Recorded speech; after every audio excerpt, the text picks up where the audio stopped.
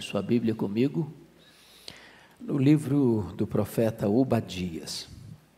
A nossa liturgia hoje está baseada neste livro e nós vamos lê-lo.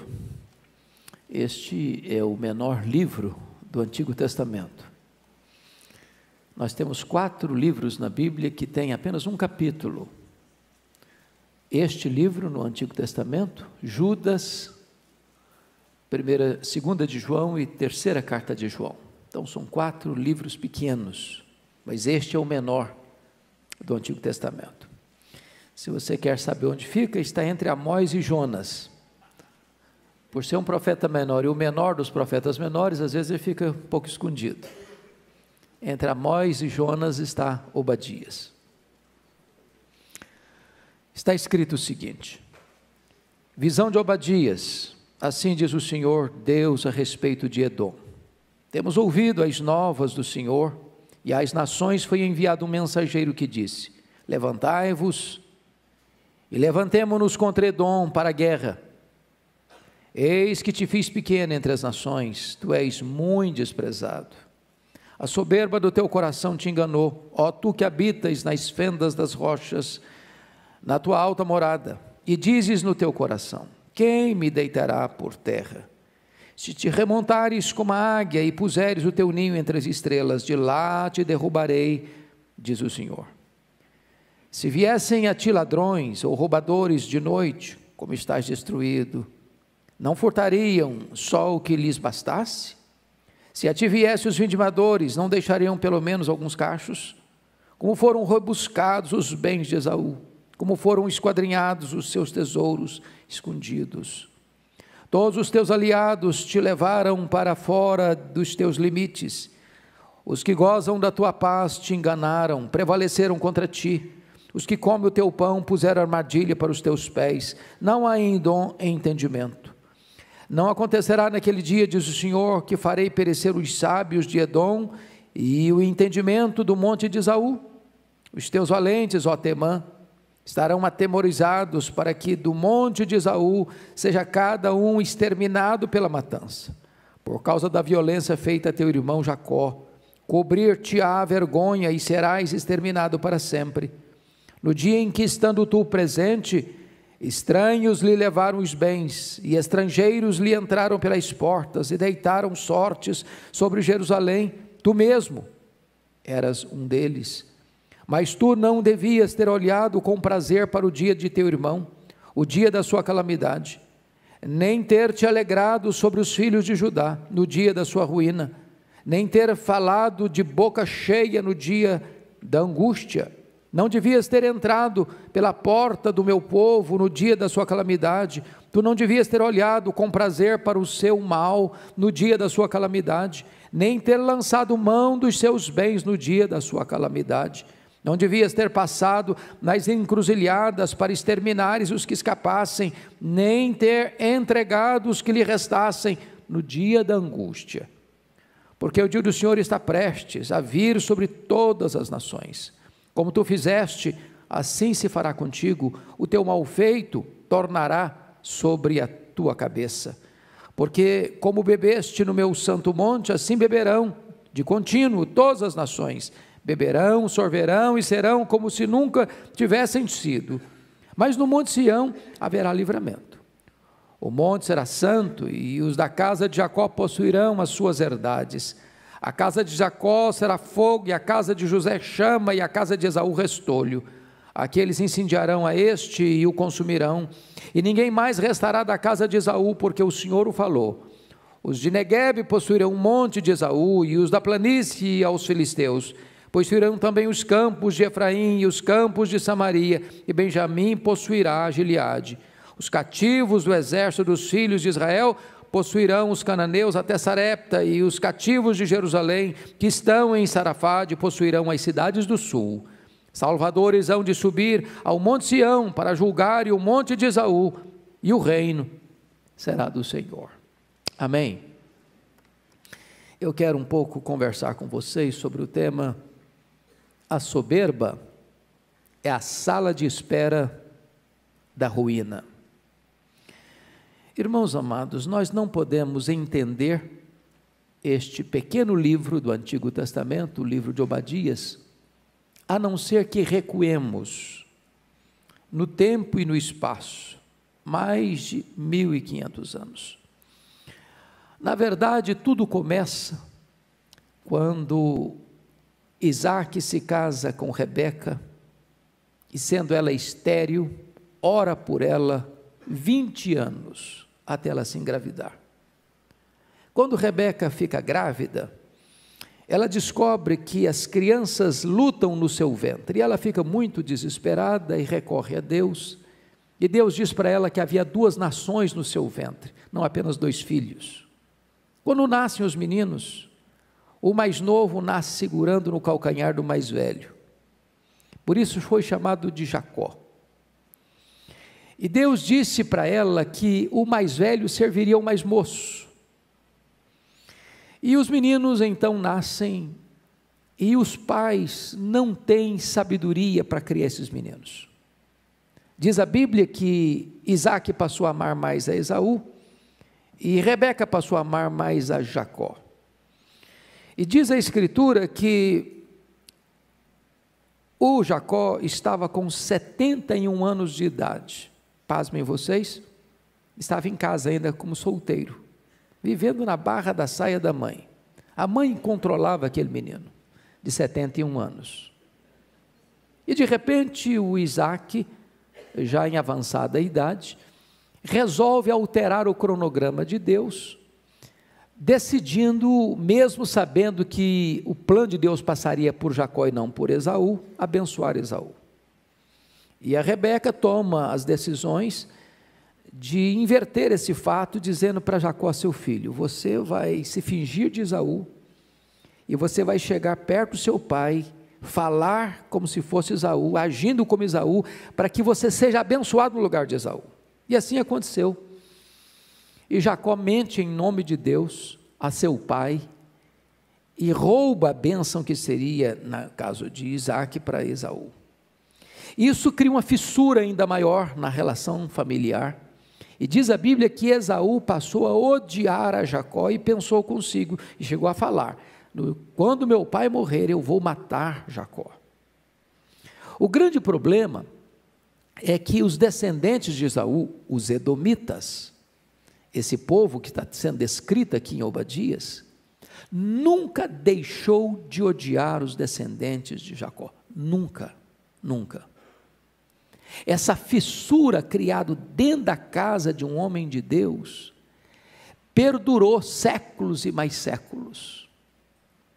Chega a ponto de Amós, capítulo 1, versículo 11, dizer o seguinte: assim diz o Senhor, por 3 transgressões de Edom e por 4 não sustarei o castigo, porque perseguiu a seu irmão a espada e baniu toda a misericórdia, e a sua ira não cessou de despedaçar, e reteve a sua indignação para sempre.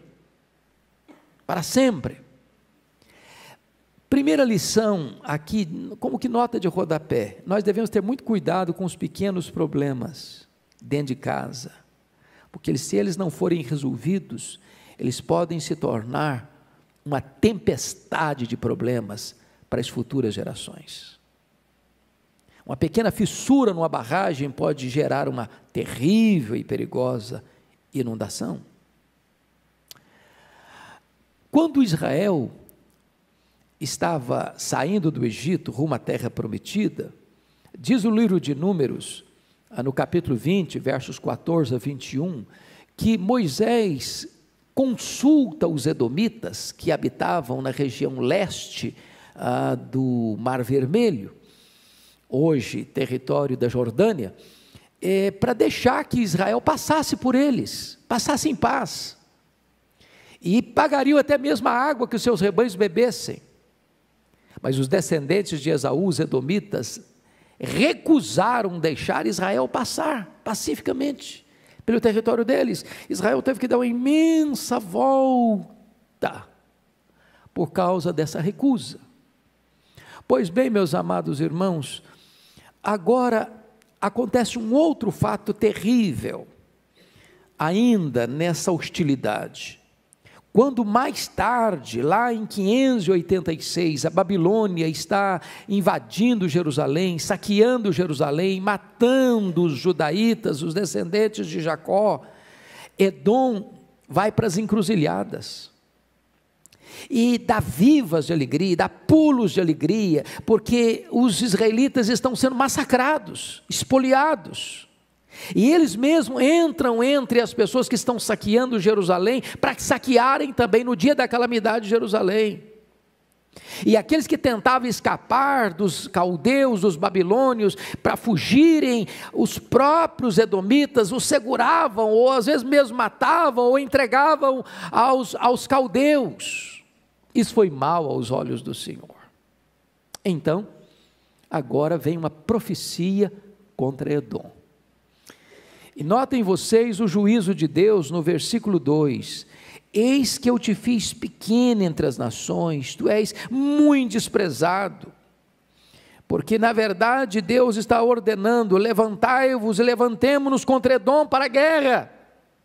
E quando chega essa hora da guerra, Deus diz: você é pequeno, Edom, você é desprezado, Edom.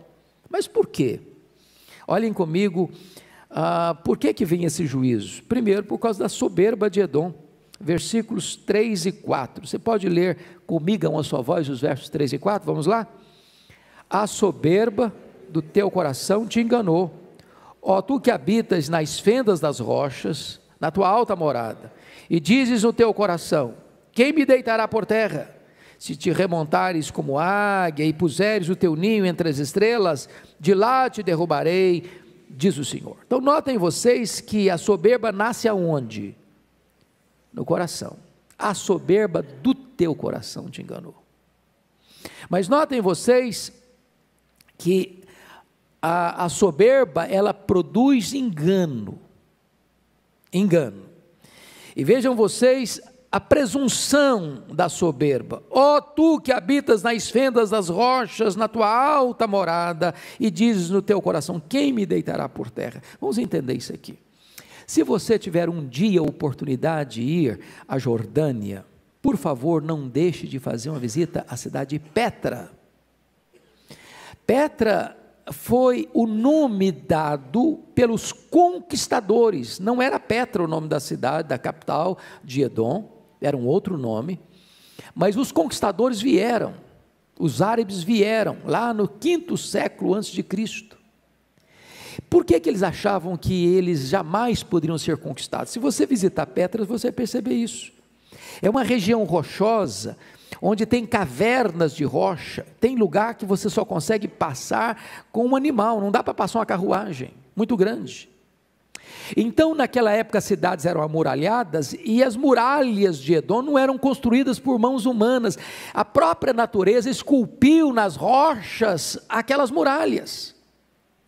E eles, à noite, é como se eles estivessem habitando lá no meio das estrelas. Era coisa impossível, inimaginável, pensar que um dia aquela cidade fosse conquistada, fosse tomada, fosse saqueada. Então a posição geográfica deles, a posição estratégica em que eles viviam, dava a eles uma falsa sensação de segurança, de inexpugnabilidade. E eles acharam: jamais nós seremos tirados daqui. Então diz a Escritura que a soberba deles enganou a eles. E olha o que Deus diz no verso 4: se te remontares como águia e puseres o teu ninho entre as estrelas, de lá te derrubarei, diz o Senhor. Ou seja, colocar o ninho entre as estrelas era exatamente a sensação que eles tinham à noite. Se você olhasse de longe para Petra, a sensação é que se misturavam as luzes da cidade com as luzes das estrelas. Então, Deus está mostrando que a soberba da posição geográfica deles, dos seus exércitos, das suas riquezas, naquela situação, dava a eles uma sensação assim: nós nunca seremos derrotados. O que vai acontecer? O juízo de Deus vem, a pilhagem de Edom é completa. Vamos ver. Primeiro, a perda total dos bens nos versos 5 e 6. Se viessem a ti ladrões ou roubadores de noite, como estás destruído, não furtariam só o que lhes bastasse? É claro, qualquer situação hoje é ainda assim. Um ladrão vai no banco, ele consegue roubar parte do dinheiro, mas não rouba todo. O ladrão entra numa casa, numa mansão, ele rouba alguma coisa, mas não consegue levar tudo. Porém, quando os invasores entraram na cidade de Edom, na capital de Edom, eles não roubaram apenas parte das riquezas, roubaram tudo, saquearam tudo, pilharam tudo. É isso que está escrito aí no versículo 5. Ele está usando duas figuras, do ladrão e do vindimador. Quando alguém vai lá vindimar, colher as uvas, ele colhe parte, mas não consegue colher cada cacho, deixa alguns para trás. O que o texto está dizendo é o seguinte: vocês estão se sentindo tão seguros na soberba de vocês, quando vocês forem saqueados, não vai ficar nada para trás, vai ser roubado tudo, vai ser tirado tudo, vai ser saqueado tudo, a perda vai ser total. Olha aí o versículo 6, como foram rebuscados os bens de Esaú, como foram esquadrinhados os seus tesouros escondidos. A soberba de fato foi a sala de espera da ruína. Aliás, a Bíblia diz isso, né? A soberba precede a ruína. Mas houve não só perda total dos bens, mas perda total das alianças. Olha o versículo 7. Todos os teus aliados te levaram para fora dos teus limites. Os que gozam da tua paz te enganaram, prevaleceram contra ti. Os que comem o teu pão puseram armadilhas para os teus pés. Não há em Edom entendimento. O que está acontecendo aqui, irmãos? Como Edom traiu seus irmãos, os descendentes de Jacó, como os descendentes de Esaú traíram os descendentes de Jacó, e eles que eram irmãos não amaram, não ajudaram, não socorreram na hora da calamidade, o que Deus está fazendo é o seguinte: dando pago a eles. Pois bem, aqueles aliados, Edom, que você tem, aqueles com quem você fez acordo e aliança, para serem como que carne e unha com você, seus aliados, seus cooperadores, seus aliançados, pois esses se voltarão contra você, esses entregarão você. Aqueles que comeram pão na sua mesa se voltarão contra você. Você atraiu, você será traído. Você saqueou, você será saqueado. Você fez aliança com os estrangeiros para saquear o meu povo, pois os seus aliados farão aliança contra você para destruir você. Mas tem mais. Olhem comigo, por favor, a perda total da sabedoria no versículo 8. Olha aí na parte final do verso 7, não há em Edom entendimento, não acontecerá naquele dia, diz o Senhor, que farei perecer os sábios de Edom e o entendimento do monte de Esaú. Em outras palavras, meus irmãos, eles deviam ter conselheiros, eles deviam ter pessoas sábias que davam os conselhos para eles: olha, você pode se tornar autossuficiente, muito seguro, porque você está numa região inexpugnável, a cidade está numa situação que jamais alguém poderá chegar aqui e escalar essas montanhas. É só um dia você visitar Petra e tirar algumas fotografias de lá, ou vai no Google aí, bota Petra e começa a olhar como é que eram as rochas, como é que eram as fortalezas naturais, onde aquela cidade estava. O que o texto está nos dizendo é o seguinte: não confie nas suas fortalezas, não confie na posição alta em que você está hoje. Não deixe o seu coração enganar você, por você achar que a sua riqueza, que a sua posição, que a sua função, que a sua localização geográfica, que a posição em que você está hoje pode ser segurança eterna para você. Não é. Não confie naquelas pessoas que lisonjeiam você, dizendo que você jamais será derrubado dessa posição. Não confie. Mas mais, notem comigo, a perda total do poder militar. Versículo 9: os teus valentes, ó Temã, estarão atemorizados, para que do monte de Esaú seja cada um exterminado pela matança. Ou seja, toda a estrutura militar, de segurança militar de Edom, entra em colapso. Quando os árabes dominaram aquele local, era inimaginável para eles. Houve uma matança, uma destruição total, houve uma ruína plena. Todos os soldados, toda a força bélica, toda a força militar de Edom virou água diante dos seus invasores, e eles foram arruinados completamente. Mas notem finalmente, irmãos, a perda total da honra, versículo 10. Por causa da violência feita a teu irmão Jacó, cobrir-te-á vergonha, e serás exterminado para sempre. Vergonha, opróbrio, ruína, destruição, devastação completa, final. Por quê? O próprio verso 10 já explica a causa. Por causa da violência feita a teu irmão Jacó. Meus irmãos, Deus está atento às nossas relações interpessoais. Deus é o Deus da justiça. Deus não tolera injustiça. Deus não tolera falta de misericórdia. Deus não suporta que nós hajamos com crueldade com aqueles que precisam de clemência e misericórdia. O Senhor Jesus Cristo disse que não se esmaga a cana quebrada, não se apaga a torcida que fumega, não se tripudia sobre aquele que já está ferido, não se alegra com a ruína do outro, não se celebra a derrota do outro, não se deva ter prazer quando o outro, ainda que seu desafeto, está passando por uma situação de calamidade. Isso mexe com o coração de Deus, isso desperta a posição, a atitude de Deus de trazer revide vingança àqueles que assim procedem. Vamos ver então, amados irmãos, a crueldade de Edom. Por que está acontecendo esse juízo sobre Edom? Versículos 11 a 14, deixa isso claro. Primeiro, Edom luta contra seu irmão em vez de defendê-lo. Olha o verso 11.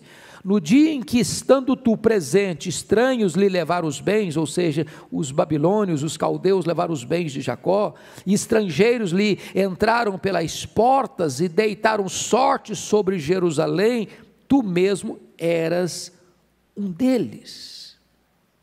Estão percebendo isso? Os edomitas, irmãos, eram irmãos gêmeos dos judaítas.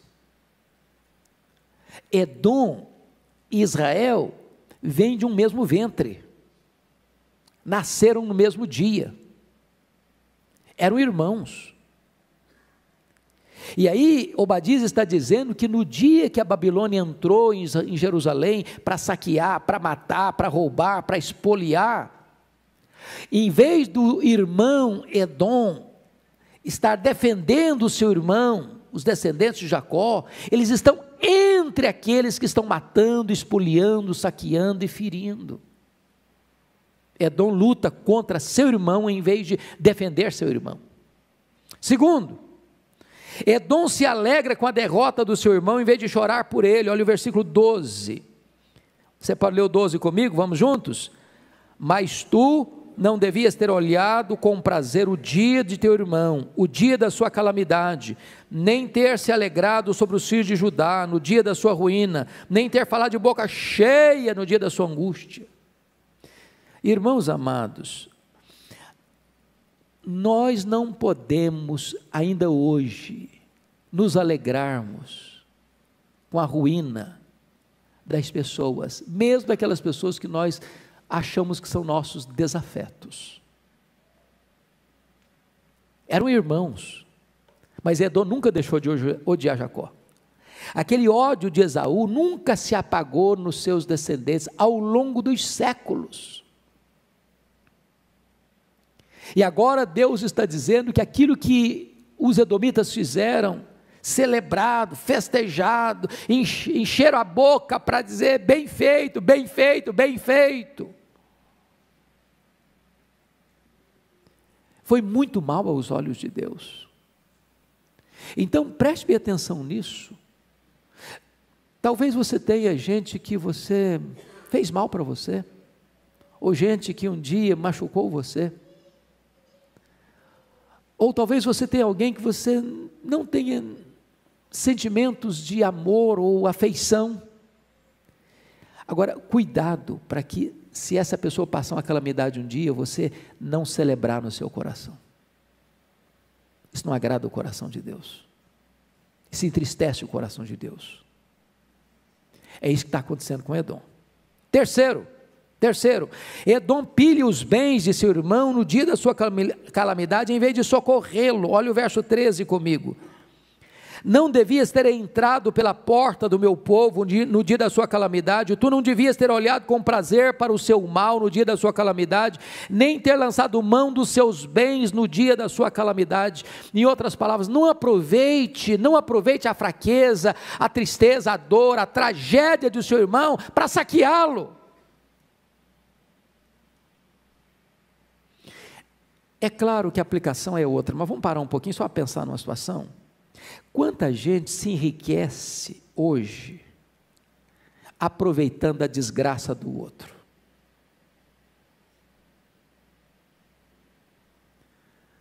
Deus diz: isso não é bom. O Deus que é justo não suporta isso. Aproveitar que o outro está vulnerável, ele não tem condições de agir, de reagir, ou até de sobreviver, e a pessoa aproveita aquela situação e ainda explora mais, massacra mais, saqueia mais. Quarto lugar, Edom ajudou a matar a seus irmãos em vez de protegê-los. Olha o versículo 14. Não devias ter parado nas encruzilhadas para exterminares os que escapassem, nem ter entregado os que lhes restassem no dia da angústia. Irmãos amados, preste atenção nisso. Onde que eles pararam? Nas encruzilhadas. Para fazer o quê? Para exterminar os que escapassem. Nem ter entregado os que lhes restassem no dia da angústia. O que estava acontecendo? Quando Babilônia invadiu Jerusalém, é só você ler o livro de Lamentações de Jeremias para você sentir a dor que foi aquilo. Primeiro teve um cerco, não entrava e nem saía nada. As pessoas começaram a morrer de fome dentro dos muros de Jerusalém. A dor foi tão cruel que algumas mães comiam os corpos mortos de seus filhos. Jeremias chega a dizer que mais felizes foram os que morreram à espada do que os que morreram de fome dentro dos muros. E agora pense você que alguns estão conseguindo escapar, fugindo, talvez debilitados pela fome. E lá estavam os edomitas, nas encruzilhadas estratégicas. Quando um judeu tentava escapar, ele ia lá e terminava de matar. Os que eles não conseguiam matar, eles capturavam e entregavam nas mãos dos caldeus para serem exterminados. Deus estava vendo isso. E Deus agora está trazendo o seu julgamento a Edom por causa disso. Pois bem, meus irmãos, olha a retribuição que vem. Versículo 15, a retribuição é Edom.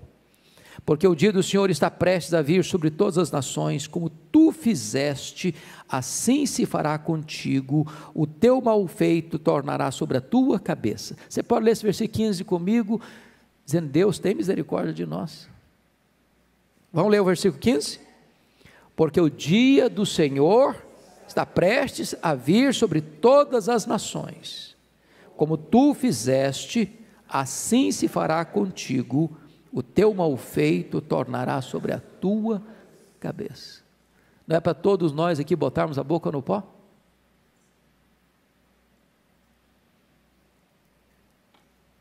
Talvez você diga: pastor, mas eu sou crente, eu sou presbiteriano, eu sou membro da igreja presbiteriana de Pinheiros, eu nunca fiz mal feito. Mas você conhece a corrupção no seu coração, não conhece? A Bíblia diz que ele é desesperadamente corrupto. Jesus Cristo disse que é do nosso coração que procedem todo o mau desígnio. E quantas vezes, meus irmãos, pela malignidade do nosso coração, a gente deseja mal, fala mal, faz mal. E o Deus da retribuição diz: pois bem, o seu mal feito cairá sobre a sua própria cabeça. Se você fizer o bem vem sobre a sua própria cabeça. Se você fizer o mal vem sobre a sua própria cabeça. Quem está dizendo isso não é um homem, é o próprio Deus. Mas notem vocês que mesmo o povo de Deus massacrado tem restauração para ele. Olha o versículo 17: mas no monte Sião haverá livramento, o monte será santo, e os da casa de Jacó possuirão as suas herdades. Oh, irmãos, louvado seja Deus para o povo de Deus, ainda que massacrado, ainda que injustiçado, ainda que espoliado, Deus tem restauração. Louvado seja o Senhor. Ainda que as pessoas intentem mal contra você, ainda que as pessoas façam mal contra você, ainda que as pessoas falem mal de você, ainda que as pessoas aproveitem os seus dias de fraqueza para massacrar você ainda mais, Deus está vendo. Deus é o Deus da justiça, Deus é o Deus da misericórdia. Ele está dizendo: olha, para Jacó vai existir restauração. Dentro do juízo de Deus, notem vocês, versículo 18, você pode ler o 18 comigo? A casa de Jacó será fogo, e a casa de José chama, e a casa de Esaú restolho. Aqueles ensinarão a este e o consumirão, e ninguém mais restará da casa de Esaú, porque o Senhor o falou. O profeta usa uma linguagem da agricultura, né? Você sabe o que é restolho, não sabe? Pensa numa espiga de milho. Só que ela não tem milho, não tem grãos, tem sabugo e palha. E sabugo e palha são um excelente combustível para o fogo. Lá na roça se usa isso para acender um fogão a lenha. E ele compara Edom como um restolho. E ele compara Jacó e a casa de José como fogo, como chama. O que ele está dizendo é que o juízo de Deus virá sobre Edom. Mas eu quero concluir dizendo, amados irmãos, que a vitória do povo de Deus é certa. É o que diz o versículo 19 e 20. E que o reino que nunca vai ser abalado, o reino que não é o reino soberbo e que vai prevalecer sobre todos os outros reinos, é como termina o profeta Obadias. Se não, veja comigo a última frase deste profeta: e o reino será do Senhor. Os reinos deste mundo são soberbos, eles dominaram o mundo com soberba. Eles mataram, eles espoliaram, eles exploraram, eles massacraram, mas todos esses reinos que dominaram pela força da espada, pela fúria do ódio, todos esses reinos que agiram com injustiça e com violência, eles passarão. Mas o reino do Senhor será eterno.